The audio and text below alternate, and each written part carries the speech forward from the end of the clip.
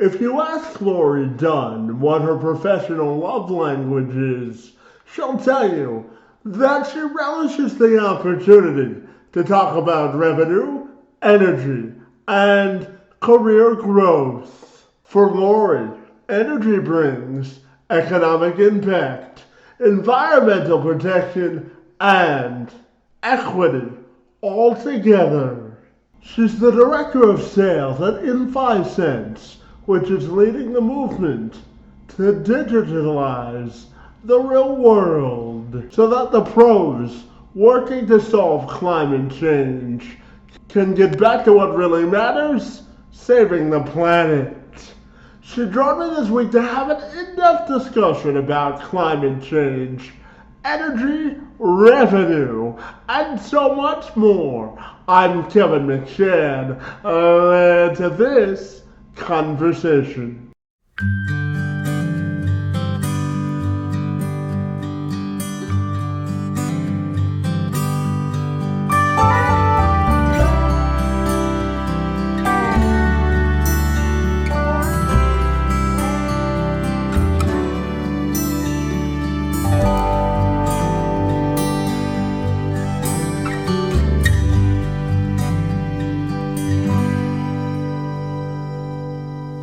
Absolutely. So, Lori, if you're ready, I'll welcome you to the program. And I'm excited to talk all about your career in sales this morning. Great to see you. And thank you so very much for being here.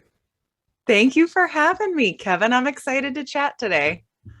Now, Lori, I know that you're one of the first female director of sales in the company that you work for, Infosys. So I'm curious to ask you, how do you think we can continue the trend of getting more females in leadership, and what does that mean to you to sort of be a trendsetter in that regard?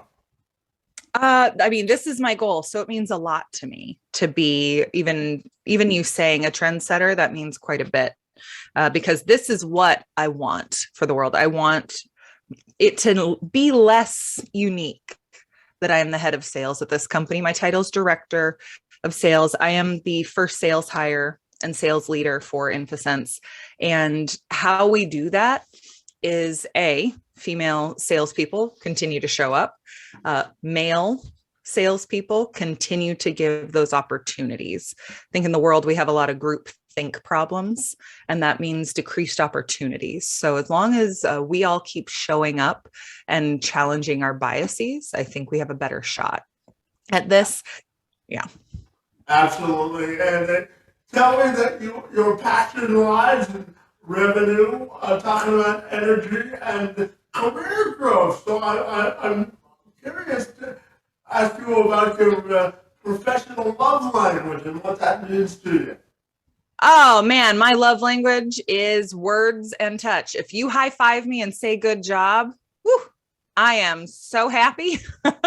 In the virtual world, it is a lot of more verbal, but I don't mean when I say love languages and professional and I say, tell me I did a good job, high five. I don't mean only that. I really deeply value feedback as well. So the best way to make me feel supported and in terms of love language, feel loved, if you're helping me get better, if you're highlighting something I couldn't see and showing me a way to get better, that also makes me feel very supported and very loved. So we can't really high five in COVID world. We're all remote, but you can tell me something that intrigued you, impressed you about me. You can tell me a way I can get better, and we can create community in this way. That's what really works for me. Yeah, absolutely. And I know talking about energy also for you, it will mean economic impact, Yep. environmental protection, and social equality. So tell me all about how you think those things are interconnected. Oh, they are deeply interconnected. So I have a background in social impact, like international development, coexistence and conflicts, and that side. And it's all about the sustainability goals that have been passed through the UN. That was everything I was doing in life. And then I kind of discovered energy. And I realized that intersection of all the work I was trying to do. Economic impact is really how we balance the scales of privilege, getting folks access to different opportunities, like allowing women in leadership positions, like head of revenue. This is one, like allowing untapped and overlooked voices in, whether that is a female, whether that is a skin color, whether that is a disability, whatever that is, allowing you access into the room where the decisions are being made. Think of when we want to put a new power plant up. It's probably going to be in a LMI neighborhood, a low middle income area. And that is typically an untapped and overlooked group of people. We need to get these people in the room because that will affect how, the air that you and your family and your children breathe. That affects the noise pollution as well. It does affect the kinds of jobs that come into your areas, and allowing people access to be a part of that change is really vital to me. Energy is also, when we talk about climate change, this is a huge one. We can really change the world with some new exciting technologies, but also understanding where some of the old technologies still have value. Maybe they need to be only 10% instead of 90% of what we did, because diversification is exactly what we need to be doing. But you can make positive impact via climate change through energy. And that's where I really focus. And so I'm able to tap in on bringing people into the workforce and in places of power, increasing economic incentives, decreasing some negative polluting harms in their areas. And we're also able to tap in on energy and climate change. These pillars are really important to me. Yeah, absolutely. And I know emphasis is sort of leading the digital movement when it comes to helping to promote the need to talk about climate change in a different way. So tell me about all the great work that you do for emphasis. I'm curious. InfoSense, you are hitting me at a very interesting time. I am working on that one-liner to make it easily explainable. That is something I am pulling my hair out about right now, because we do a lot, but it's also so simple and really cool. So pretty much we help companies access a disruptive new technology so they can pull data from anywhere on the planet. So we're really trying to digitize the physical spaces of the world, allowing us, once you have data, you can create new models, new ways to change systems that haven't been working before in that, but you need to see the data. Otherwise, we're all just guessing. So we're kind of this back end helping folks understand what's happening out in the world. And then all of these very intelligent, capable people now will have the data to process that and make an impact in the world. Whether that's climate change, better energy power lines, better growing indoor ag plants better, making our buildings more efficient, reducing carbon monoxide in a lot of companies that take farm waste and turn it into energy. But we have to make it carbon negative, not just carbon neutral, carbon negative. Data can help them get there. And so that was very long-winded. I'm working on it. But that's what we do at InfoSense, and why I pull my hair out every night. Understanding that one sentence is hard. Well, I have to tell you, it's important work, and I was honored to give you your runway of brainstorming session there, Lori. So, welcome for that. I'm only kidding, but that's... Thanks. Thank you for being so kind and letting me blunder through it. It's great. We'll get there. Well, one step at a time, right? Yeah, exactly. Lori, you talked earlier about career growth, and I know that you've done a little research on me, and I was born with what's called spastic quadriplegia cerebral palsy, and part of my adult life I've dedicated to advocating on behalf of people with disabilities in terms of employment equality and equity. So I'm curious to ask you specifically about how we get more people with disabilities infused to the workforce. Sure. There's a balance there of, do we speak more openly about it, or do we just get qualified, dedicated people in, and we don't necessarily say it up front? This is where I don't have a strong opinion yet. I'm right in the middle of it, because maybe there is a hiring manager who would overlook someone if they found that info out. Now, HIPAA is obviously meant to be there to help protect us, but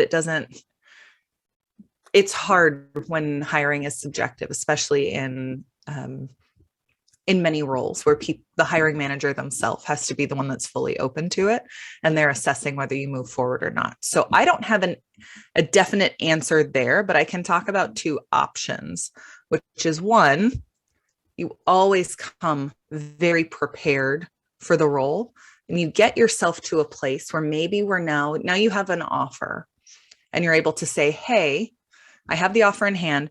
Before I sign this, I do want to double check your diversity, equity, disability policies. I'd like to discuss that before I sign this, and making sure that's for everyone. That is something I do. That is something many of my friends do, and many people in my community, that we check. We make sure that people in different communities have access to things in the organizations we choose to join. Just because I can join certain organizations doesn't mean their poor policies should be allowed to have access to me. So I think we can talk about it there. And like I said, if you are a person with a disability and you are going through an interview process and you're like, I don't know, should I bring it up? Should I not? One method might be get that offer letter. Get the offer letter and then have that conversation and make sure that you are safe and protected there. Because when you interview, it really is, you're making sure it's a right fit for you, just like they're making sure you're the right fit for them. So you can do it that way. The other way is opening up earlier on and talking about that to make sure you don't waste your time through an interview process to be disappointed, which I think we all know that. I won't deep dive, but I will say in both of those circumstances, I did put the onus on the person with a disability, with a disparate background. And that's not only it's having conversations, Kevin, like you're having now, right? I'm a hiring manager, having it with me and saying, this is important, hold my feet to the fire, talking about it very publicly on LinkedIn and others, showing success stories, showing learning moments. They're not fails, they're learning moments of when we could have done better, because had I known earlier on, we could have had better support here. We could have had that. When humans don't feel supported and valued, you start to see the anxiety creep in, and that isn't helpful in anyone's day job. So being able to have these discussions early and often and setting those expectations, I think is the way we can move there better. It does require more conversations, I think.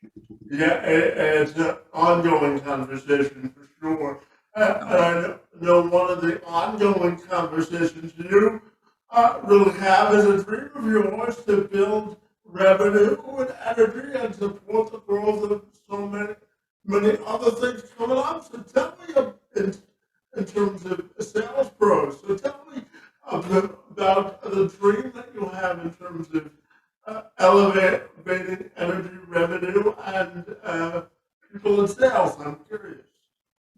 Sure. So, I mean, in general, I have three main goals in life. It's, I want to amplify untapped and overlooked voices in tech sales.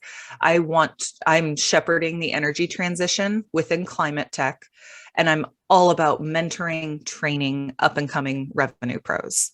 I think I can do that all in the position I'm in now and where I see myself moving forward, which is once this company is profitable, successful, has an exit, an acquisition, whatever that next step is for us, then I can move to another. Climate tech is only going upwards from here.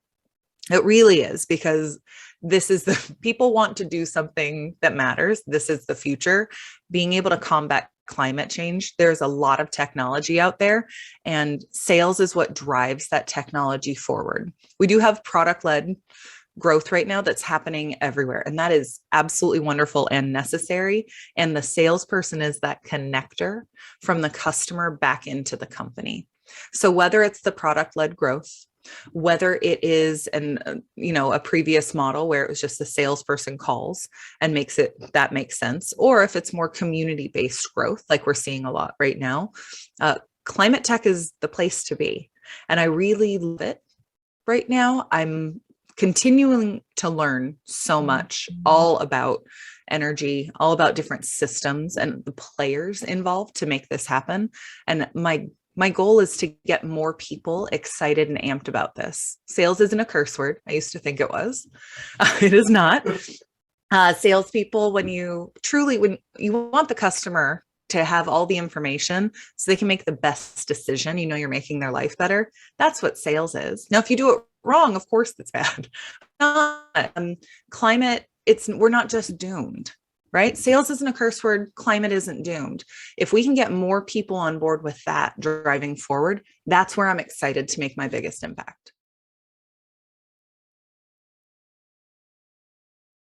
Dunn offers these wise words of wisdom when it comes to interconnecting success in sales and business. From the customer standpoint, sales is here to disrupt their day because that's what we do. We cold call, we cold email, we take up space on your calendar and all that. From a salesperson side, yeah, I know I'm doing that, but I'm doing it because I truly believe the problem that you have doesn't need to be that hard. And I really believe in my product that it can make your day better. For a business, you have, solutions, engineering, operations, marketing, all of these people that are moving over here to make sure that the product is working well, helping the customer, and the customer can see it, right? If I'm talking marketing, it's amplifying and showing it there. The salesperson is really the gateway from the customer back to the company. We're the ones that go disrupt their day by cold calling. Sorry, it's like, it's a cold call. You want to hang up? Like, are we good? And you get people in and say, we're gonna go on a journey here together. And at the end of it, I really think your day is going to be better because my solution will help you there. Then I bring it back to my product, back to my solutions. And we say, how can we make this even better for our customer?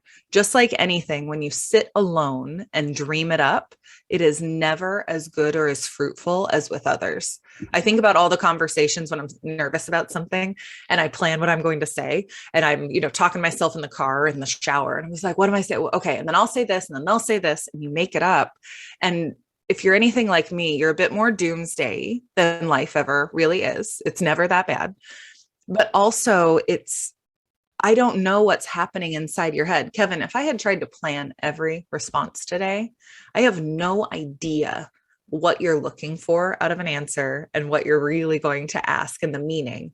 But sitting here with you, I'm able to go, take a minute, think about it, and delve back in. And that I think is the perfect example of a company dreaming up a product and saying, people are going to love it and buy it. And then the salesperson goes and has the conversation to verify everything that we think is true, everything that needs to be challenged, and let's edit to make their day better. Yeah, absolutely. And Lori, you tell me you've learned from some of the best people in your industry in terms of energy efficiency, sales, and building control. So I'm curious to ask you about what are some of the most valuable lessons you've learned professionally. I'm curious. Valuable lessons. So I have been really grateful to learn from the best in the business, some energy folks who are so impressive, their dedication to energy and what it can bring for the world is proven by 20 plus years in the industry, and their unfailing kindness of giving me time as their mentee, as their employee, and being able to learn directly from these people has been invaluable. In sales as well, communities are only going up, up, and up. It's exactly where you need to be. So I just opened my Slack. I'm in more communities than just Slack communities, but I've got about 15 different Slack channels. Now I mute a lot of the channels inside those because it gets too much noise. Like, I don't think a human brain can handle that many notifications and content coming out.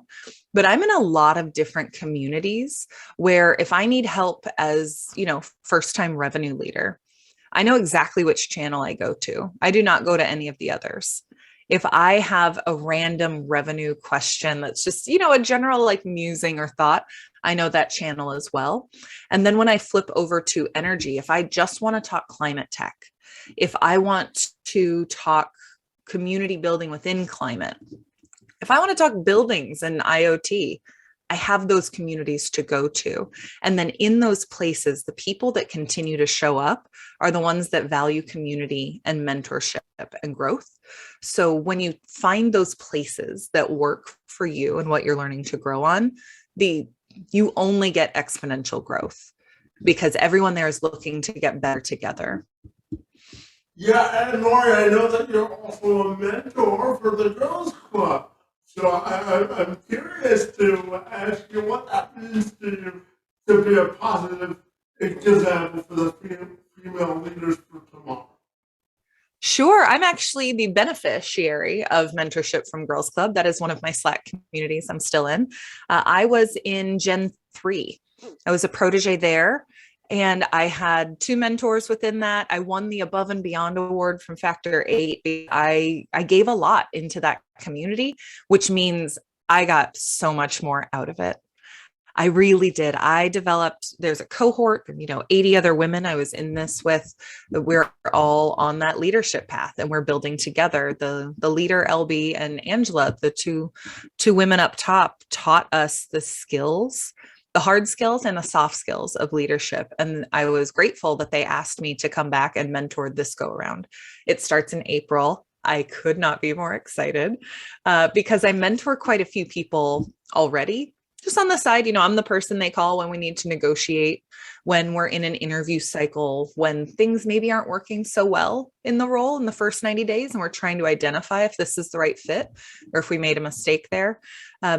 I value being that person for others the way that people before me have been for me.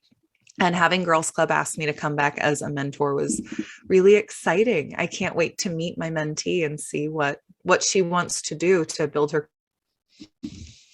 Yeah, absolutely. Well, congratulations on leading a path of a positive example for the next generation. I know you're going to do a great job. But my final question for you has to do with your life non-negotiables in terms of how you establish happiness and whether you have non-negotiables when you're trying to fulfill your personal fulfillment, and how do you want your legacy to be defined? I'm curious. Ooh, you saved the toughest one for the end.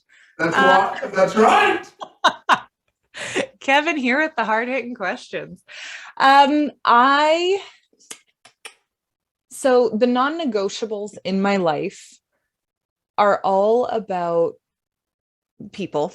I think that's why I'm in sales, because we spend over, 8 hours a day at work, and that's a lot of your life.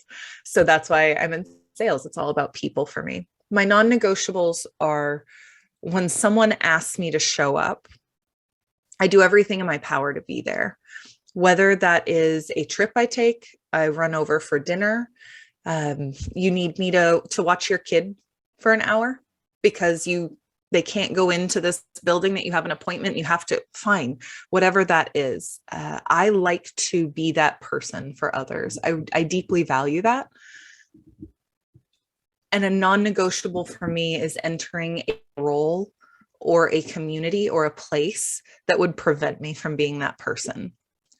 And whether that is within that community or if that would affect my personal outside of that. A lot of these communities, you start to blur the lines, right? Because we have our day job and then communities happen kind of outside of that. So I don't enter places that prevent me from inherently showing up for people.